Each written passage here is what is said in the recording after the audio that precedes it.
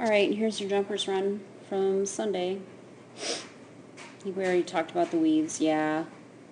You already said you didn't let him load, you just kind of went for it.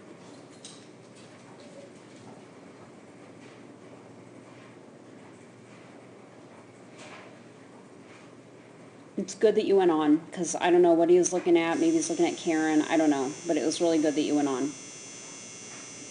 He's actually running this time. Interesting. Were you using different treats this day or something? Because he looks different. Well, now he's kind of... Maybe it's just the nature of the course. I don't know.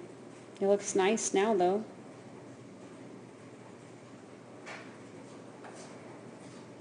That was good. Alright. Alright, so we already talked about the weave part. I don't know what he was looking at.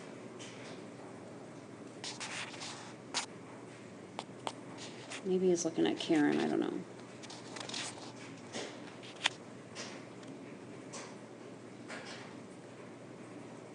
Alright, so you get this part. Get him pulled over and into the correct side of the tunnel. It's good. And you get down this line. So this was definitely a trap. Not a lot of dogs took it. Lucky you.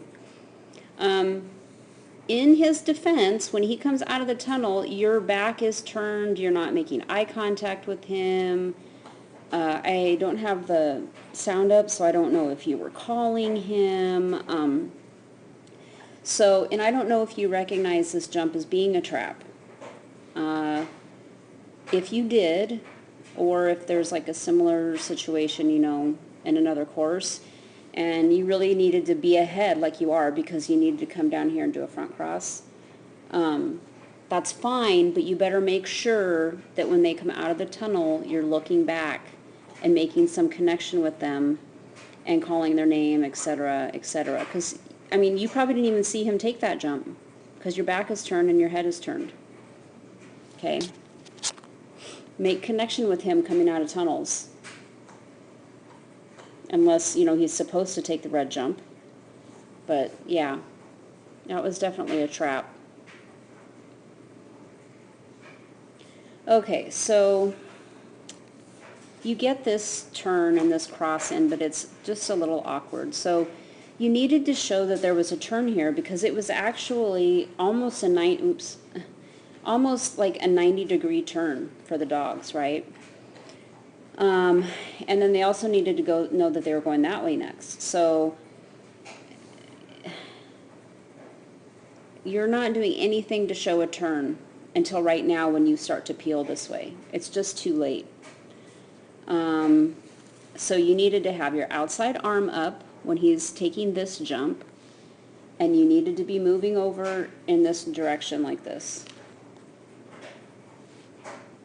And you call him back, and he comes back, and he manages to take that and keep the bar up and everything, and see, now he's trotting. He doesn't like to think that he's wrong, so we need to be careful with his little psyche. This blind cross was beautiful. The timing of it was just really, really nice. You change right now, it's super early, way before he takes off. It was a nice job. Okay, and you get this part. Good boy.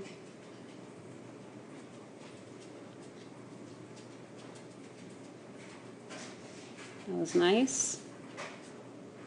And then you just get too far ahead on this cross. I mean, he does it, well, no, he doesn't do it okay. So you get too far ahead. See how far ahead you are?